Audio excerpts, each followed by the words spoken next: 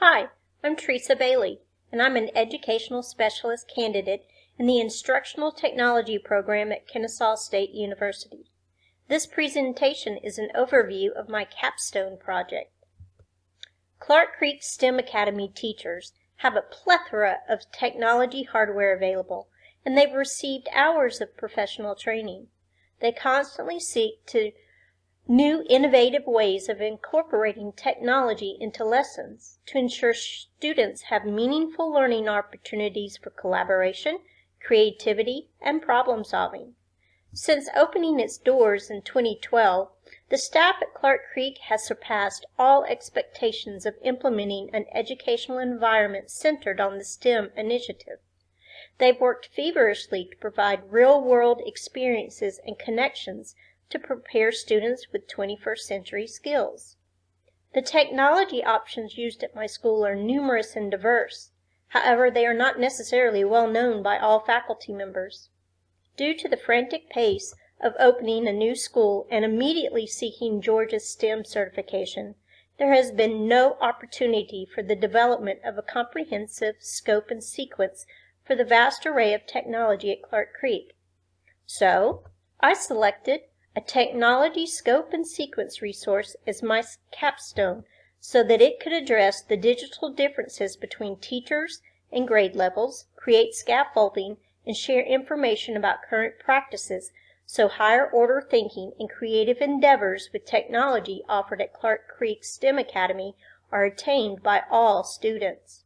In September of 2015, I researched literature to determine the most effective and pertinent instructional technology practices to include in my scope and sequence. 2 articles in Children's Technology and Engineering provided great insight on sequencing. In one article, J. Parker and E. Lazarus stressed the need for early instruction to include the most basic of technology skills, so I selected computer and keyboarding skills as beginning components of my project.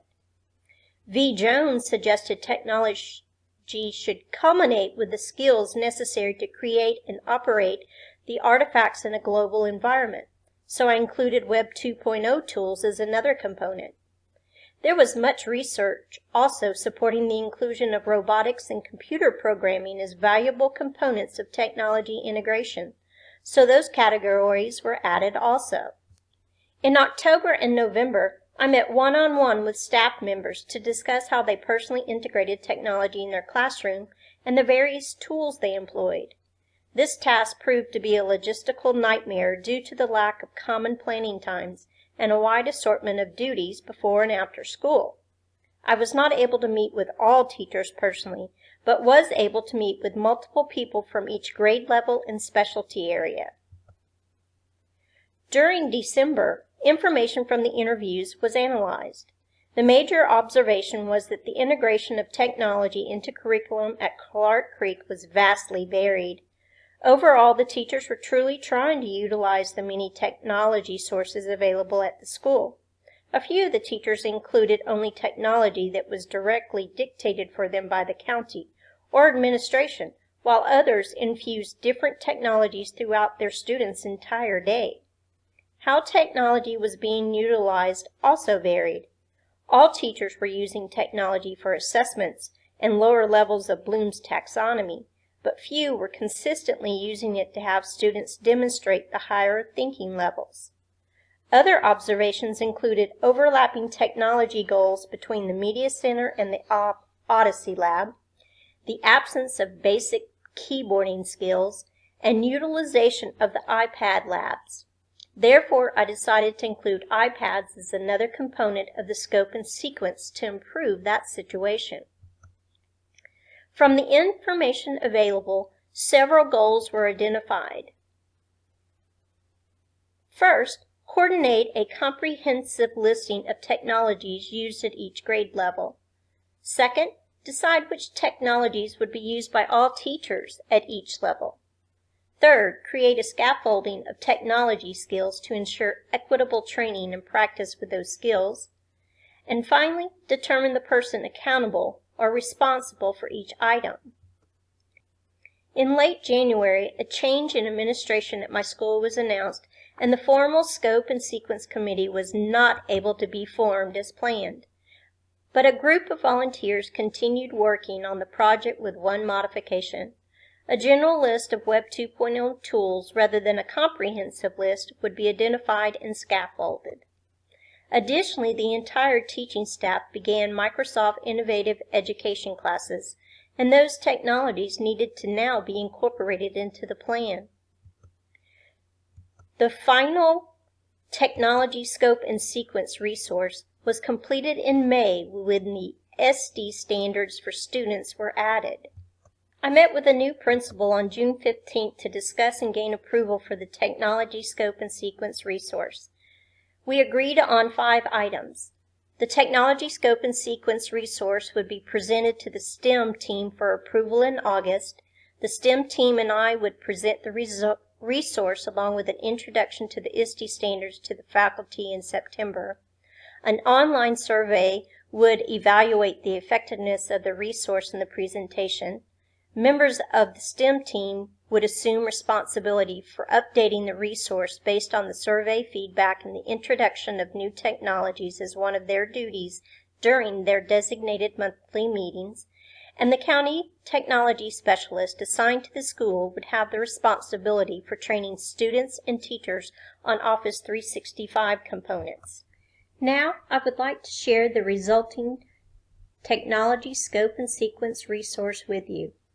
As you can see, technology has been designated in the areas of computer skills, iPads, programming, robotics, and Web 2.0 for each grade level. Each task has been color-coded to identify the personnel responsible for implementation. Yellow is the STEM enrichment specialist, green is the classroom teacher, blue is the district instructional technology specialist, pink is the media center specialist, orange is the ESOL and special education teachers, and red is the music teacher. The listing includes mandated skills and the introduction of new skills so that the proper scaffolding and total immersion by all students is ensured. Any skill taught in a year prior may be used by all grades afterwards. I offer 3 pieces of advice for anyone seeking to develop a scope and sequence resource. First, communicate your goals with an entire administrative staff and produce a written document of the items agreed upon. Second, use a partnership approach to nurture interest and buy-in for the project. Empower representatives with the responsibility to gather data and input from their peers and keep those peers updated on the progress of the project. Input from all parties is not only crucial for buy-in, but also for accurate and comprehensive data. Finally, ensure the inclusion of your project is an official responsibility with adequate release time provided in which to gather data and organize the information. During this capstone, 2 main themes about technology facilitation and leadership were determined. First, the number of technology resources available is immense and cannot be managed or understood by a single individual. Collaboration with peers about new technology resources and the implementation of those resources is critical. Educational blogs and key education technology gurus need to be followed on social media, and professional learning communities must be established and maintained. Second, technology is changing at such a rapid pace that traditional teacher training and delivery methods are ineffective.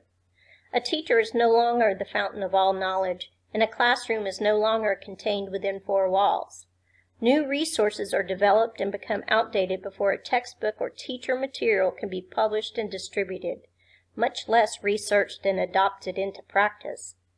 Lesson plans created one semester will need updated technology information the next. Educators need to create experiences where students learn to explore and discover resources independently and develop critical thinking skills to analyze those resources. Additionally, they need to foster the ability of students to make connections between past, current, and future technologies so they can adapt to the pace of changes. Both themes directly relate to the PSC standard for visionary leadership. A technology coach must have the disposition to inspire and lead. Lead and inspire means no solo adventures are permitted. With this capstone, a technology scope and sequence resource created by an individual would have no value or effectiveness. Yet a resource created by an invested group believing in the effective use of technology would be powerful.